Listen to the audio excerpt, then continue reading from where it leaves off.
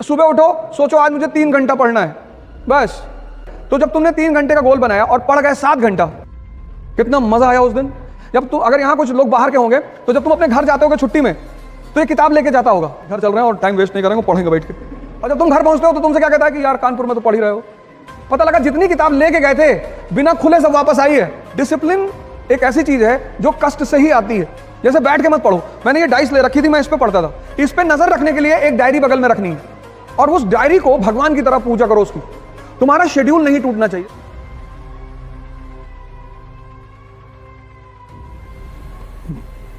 जय Hind friends. Discipline एक ऐसी चीज है जो कष्ट से ही आती है। जैसे बैठ के मत पढ़ो, मैंने ये डाइस ले रखी थी, मैं इस पे पढ़ता था। कम से कम 3 से 4 घंटे, 12 घंटे मत करना वरना स्पाइनल प्रॉब्लम हो जाएगी।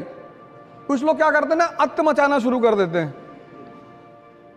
बाबा रामदेव ने जब शुरू में बताना शुरू किया कि कपाल भाती करने से चेहरे पे चमक आती, एक भाई साहब ने 1.25 घंटा कर लिया, किडनी पलट गई,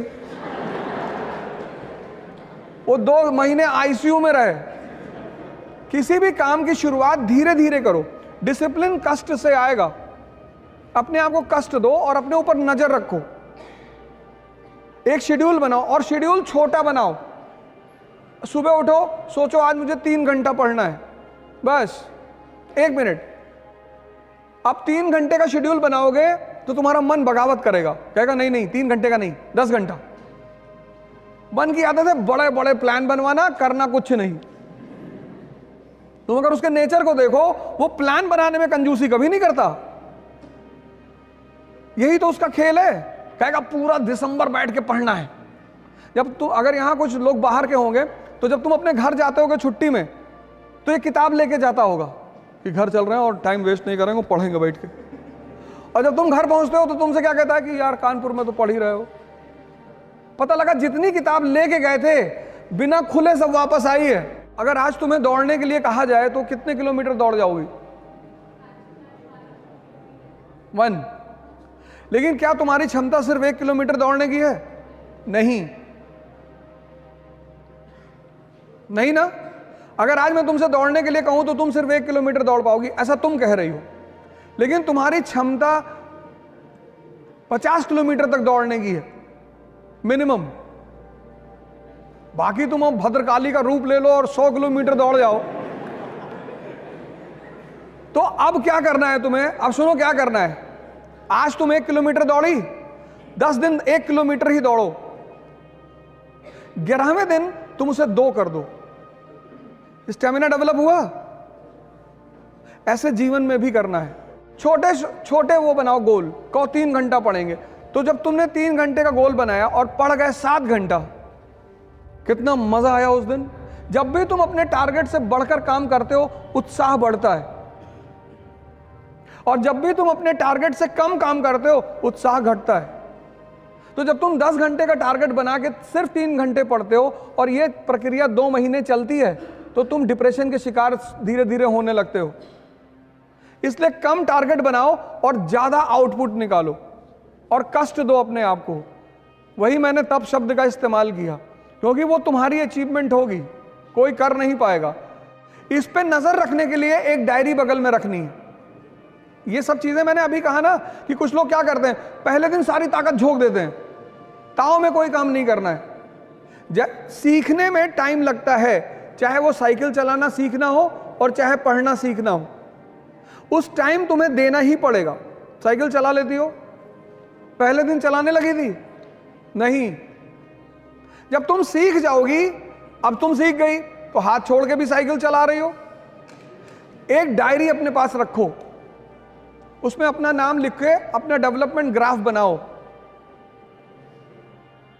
और उस डायरी को भगवान की तरह पूजा करो उसकी।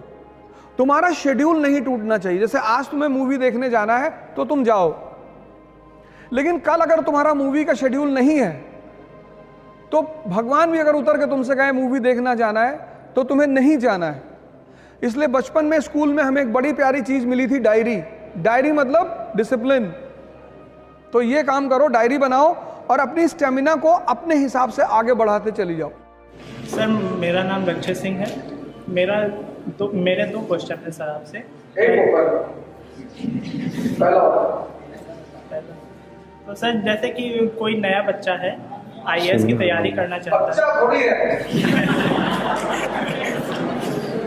नहीं, स्टूडेंट है, तो आईएएस तैयारी करना चाहता है, तो उसके पास मेजर प्रॉब्लम ये रहती है कि जैसे उसे ऑप्शनल चूज करना है, तो उसमें जैसे उसे हिस्ट्री पढ़ने में ज़्यादा मज़ा आ रही है, और वो हिंदी उठाता है तो उसमें भी कई कवि या फिर लेखक ऐसे मिल जाते हैं कि जिनके विचार उसे काफ़ी ज़्यादा प्रभावित करते हैं, और उसके बाद दर्शन उठाता है तो उसमें भी वो प्रभावित हो जाता है उनसे। तो ये कैसे पता करें कि उसकी वास्तविक स्ट्रेंथ किस सब्जेक्ट में है?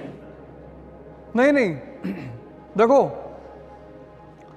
जो आदमी सबसे प्रभावित हो रहा है, हमारी श्रीमती जी ने हमसे कहा कि यार एक बात बताओ, तुम में और में बेसिक डिफरेंस क्या है? मैंने कहा तुम्हारी क्षमता ज्यादा है, लेकिन तुम्हारे काम करने का तरीका गलत है। बोली कैसे? मैंने कहा यार इतना टाइम लगा दो किसी चीज में, तुम कपड़ा खरीदने गई, अब कपड़े को पकड़ के ऐसे देख रही, कॉटन पैदा करती हो? नहीं। जब हम पहली बार गाड़ी खरीदने का प्लान बनाए तो हमने कहा वैगनार खरीद लो, बढ़िया गाड़ी है। तो उनसे किसी उनकी दोस्त ने कह दिया कि यार वैगनार, मारुति मिडिल क्लास। 6 महीने तक कार ही नहीं आई घर में, कभी मारुति, कभी सेंट्रो, कभी ये, कभी वो। फिर एक दिन मैंने उनसे कहा आओ, चलो आओ, फिर ले गए महिंद्रा के शोरूम में। इसीलिए तो इस देश में तुम संत रविदास को सुनो, मन चंगा, मन पे बात कर रहे हैं। तुलसीदास ने क्या कहा? जाकी रही भावना जैसी। ये मन तो तुम्हें हर बार तुम्हें शादी नहीं करने देगा। अगर 5-6 लड़कियां एक साथ खड़ी कर जाएं कि इसमें चुन लो, फिर डिस्टर्ब कर देगा तुमको कि नहीं ये नहीं। तुमसे खेल रहा है वो, एक पकड़ो, वो तुमसे खेल रहा है और तुम उसको मजा दे रहे हो, तुमसे मजा ले रहा है। कभी तुमसे कह रहा है हिंदी, रामधारी सिंह दिनकर, बहुत बढ़िया। अब तुम दिन भर बैठ के सोच रहे हो कि हाँ यार रामधारी सिंह। यही तो मैं कह रहा हूं, डिसीजन लेना है तुरंत।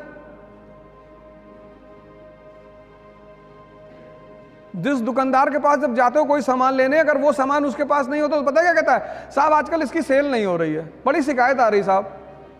आप साहब एक काम करो, आप साहब ये नया प्रोडक्ट है साहब बाजार में, बड़ा बढ़िया प्रोडक्ट है साहब। तुम उससे पूछो कि जो मैं मांग रहा हूं वो है? ये तुम बिस्लरी की बोतल मांगे, उसके पास नहीं है, कहेगा हिमालय का पानी ले लो। मैंने पूछा बिस्लरी है? कह रहा साहब बिस्लरी के पानी में बहुत शिकायत आ रही। मैंने कहा है कि नहीं? कहा भैया बिस्लरी नहीं। तो उसको मत खेलने दो, एक डिसीजन लो, और जितना बड़ा एम्बिशन होगा उतना बड़ा खतरा होगा। खेल रहा है तुम्हारे साथ, कल से मत खेलने देना। बताओ जल्दी बताओ बेटा। न्यूज़पेपर जैसे मैं पढ़ता हूँ तो सर न्यूज़पेपर को अप्रोच कैसे करें और उसको एनालिसिस उसका कैसे करें? एनालिसिस करने के लिए बेसिक्स स्ट्रांग होनी चाहिए, पहली बात तो ये। उसके लिए तुम्हें एनसीईआरटीयां पढ़नी पड़ेंगी। अप्रोच करना ये होता है कि जैसे न्यूज़पेपर क्या है, मैंने भी एक वर्ड यूज किया, दर्पण। तो अब कन्या विद्याधन योजना सरकार लेकर आई है, तो उस पर तुम लिखो क्यों। फिर विपक्ष क्या करेगा? विपक्ष उस विद्याधन योजना पर अपने मत रखेगा कि इसमें ये कमी है, इसमें ये कमी है। तो तुम्हें क्या करना होगा? एक तरफ सरकार का पक्ष निकालना होगा और दूसरी तरफ विपक्ष का, और दोनों को जोड़ लेना होगा। बस पिक्चर तुम्हारे सामने होगी। जय हिंद फ्रेंड्स, इकरा इंटरव्यू गाइडेंस का प्रोग्राम करने जा रही है। अब इस गाइडेंस प्रोग्राम में तो पर्सनालिटी को लेकर आपकी मुलाकात हमसे होगी। मॉक इंटरव्यूज में आपको सीनियर ऑफिसर्स मिलेंगे, रिटायर्ड ऑफिसर्स मिलेंगे, सीनियर फैकल्टीज मिलेगी, और इंटरेक्शन में आपको मिलेंगे सर्विंग ऑफिसर्स।